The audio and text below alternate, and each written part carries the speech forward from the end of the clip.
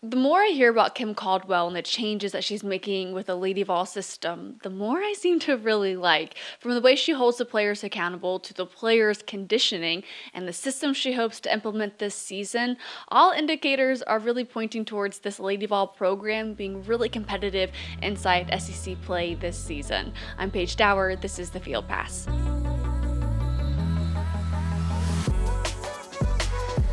Last week, we had a really great conversation about the art of tough coaching. Of course, none do it better than Coach Rick Barnes, but seemingly right next to him is Coach Kim Caldwell, who she revealed that maybe indirectly Coach Barnes is confirming with her that tough coaching is still very much in. If you missed that conversation, I do have a link in this episode for you all to watch because I want this episode to really kind of build off of that conversation and, the benefits of that tough coaching and how it's transforming her team here. Also, stay to the end of this episode because there was one player that really surprised Coach Kim Caldwell, and that player also surprised me that that's the player that she named. But building off of last week's conversation, we know that she has a unique way of holding the players accountable from, keeping a live score of their mistakes and allowing them to play through the mistakes. She mentioned that sometimes the practices she doesn't enjoy the most are the ones where she's stopping the mistake as they happen, which is an interesting way that she kind of utilizes those coaching methods in tandem, right?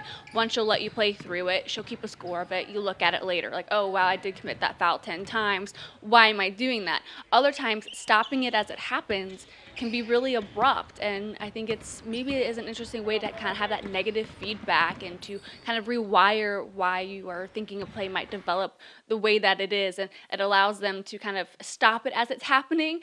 So that abruptness is really interesting. But her whole goal, whether it's the abrupt, allowing them to play through it, is to prevent it from, of course, showing up in game time, but it's also allowing them to play smarter when she does stop it right away. I don't really like these days in practice. I like to let players play through things, but where we stop it every single time you're wrong. Stop, go again, stop, go again. So they're at the point now where they know what they're doing wrong. They just have to fix it in real time. And coaching like that has seen quick improvement with this team, whether it's, the live score bug essentially that she has on the players' mistakes, or she's, stopping the play right away. We've seen a lot of improvement when it comes to the players' conditioning, when it comes to really even their IQ and the way that they see plays evolve and progress as they're in their full court press, or the way that they're defending, or in their one-on-ones. Jewel Spear also had a chance to speak with media the other week, and she even mentioned that this conditioning has allowed them to almost play with a clearer mind, because when you're battling with, feeling fatigue, you're maybe not always thinking of the play as clear as you should, or that you did in the beginning of practice or in the beginning of a game. But the way that Caldwell is conditioning her team, Jewel Spear says it's allowed them to play a bit more clear. So it's very competitive. We have a very competitive culture, so we're always trying to push each other, win different drills. I'd say one-on-one full court has been a big adjustment and something that we've been doing a lot. We've been watching a lot of film as well. She's been breaking down her rotations and everything that she wants in her press, and I think as we watch the film and as we become comfortable and knowing what she wants and how it's supposed to look, it's going to continue to get better.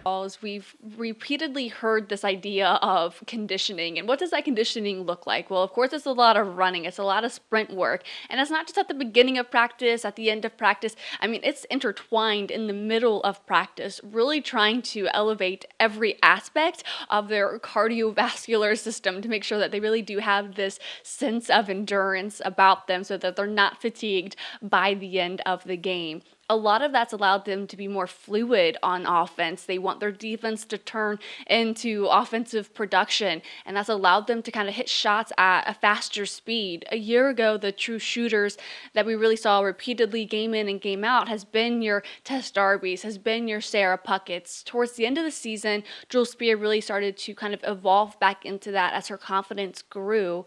And now through this conditioning and the system that Kim Caldwell is hoping to implement, we're seeing that with a number of more players. They're becoming more versatile in the way that they're able to shoot, attack the perimeter. We see that now. Kim says that effortless type of shooting is happening for a number of players, which has brought a lot of balance to the wings. And by default, makes them a lot tougher to guard when they have several players that at any given time are comfortable taking shots or, creating plays from the perimeter. And so that's good. And so it opens up driving lanes for our drivers. And our drivers are doing a really good job of creating those shots for those players.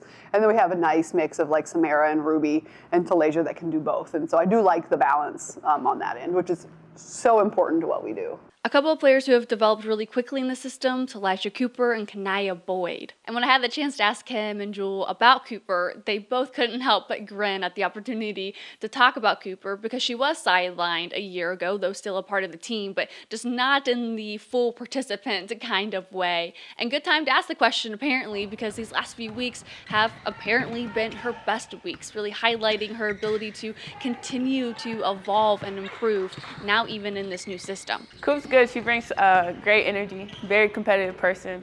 And, you know, she wasn't able to play last year, so just her being able to step foot on the court, knowing that she's going to have an opportunity to play, has brought like a lot more juice to her game.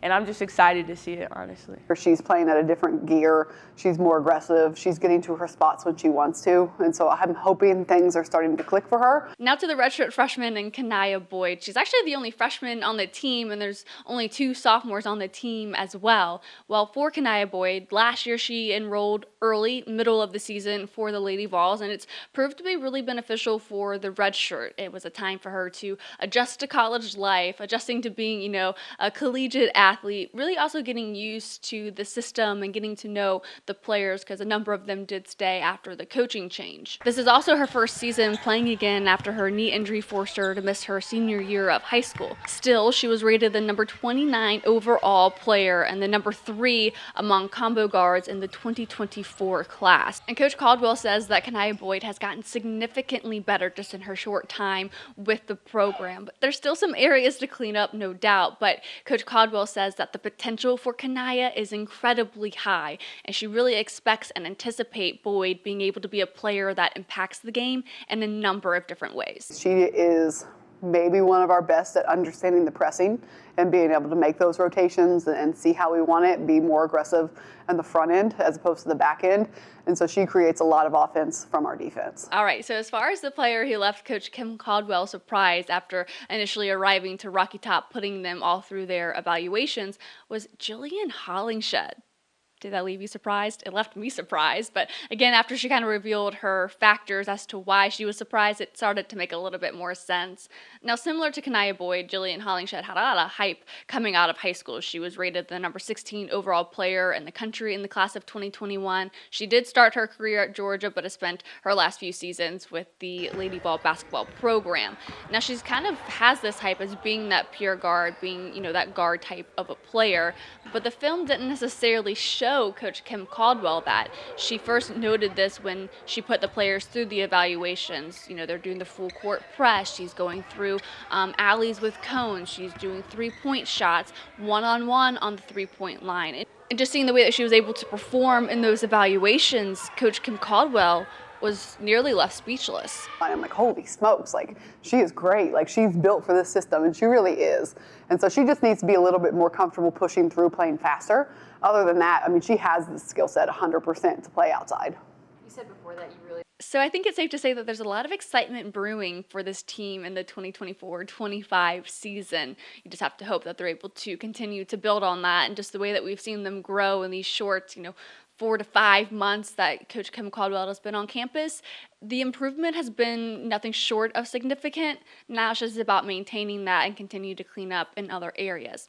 As for Rick Barnes and his program, we will actually have a really unique chance to hear from the team on their media day on Thursday. It does start a little later in the afternoon, but as soon as we're done with those interviews, I will upload them to this YouTube channel on Full Disclosure Pro. It'll be on the bonus tab where you'll hear from Rick Barnes and a number of the players. They also have a chance for us to have access to their practices. That starts around 3 o'clock on Thursday, though, so I might have a chance to put together a quick recap of what we learned Thursday evening, and I'll be able to dive more in depth in the following week. But yeah, that should all end kind of around 4:30. So definitely make sure to subscribe, turn on those notifications, so when I do have a chance to drop the episode, likely probably around 6 o'clock on Thursday, you guys will be there to watch it, as I think, talking about basketball, especially in their off season, seems to be something that you guys have liked If that's true, have any other feedback, certainly put it in the comment section so I can deliver on things that you guys are anticipating on, or at least are wanting. So we will hear from Coach Rick Barnes and the men's team on Thursday. Then we'll get back to our Tennessee football programming on Friday, as they are back home for the first time in nearly a month. So again, make sure to subscribe, like, engage, all of the good stuff as we get going here on Full Disclosure Pro. But again, thank you all so much for watching. I'll talk to you guys on Thursday.